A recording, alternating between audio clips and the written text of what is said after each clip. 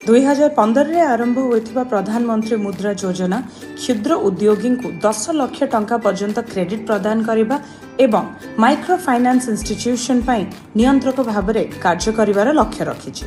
कृषि क्षेत्र पर क्षुद्र व्यावसायिक संगठन को मजबूत करिबा एहार द्वितीय उद्देश्य। एही मुद्रा भारतर युवा शक्ति तथा प्रशिक्षित व्यवसायी कारीगर तथा महिला उद्योगी मानक प्रोत्साहित करिवार लक्ष्य रखिछि। एही लोन 3टी विभाग में विभाजित होइछि: शिशु, किशोर एवं तरुण। प्रधानमंत्री मुद्रा योजना एक अभूतपूर्व सफलता हासिल करिथिबारु सरकार तथापि समान उत्साह रे अछंती। एहा दर्शाउछि जे 6 वर्षरु अधिक समय रे मध्य एही सबुर व्यवस्था रहिछि।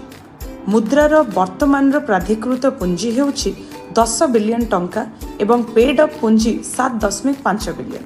एमएसएमई समुदाय भाव में 111 नियुत व्यक्ति को नियोजित करिथाए एवं 550 नियुत लोकों जीवन को समर्थन करे। केवल एहार माइक्रो अंश 107.6 नियुत चाकरी जोगाई थाए।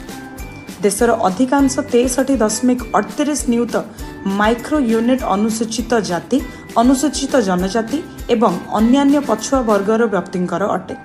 54% माइक्रो यूनिट ग्रामांचल अवस्थित एवं सहरांचल विश्राम करती। एमएसएमई देशर जीवीए रे प्राय 33% जोग करे।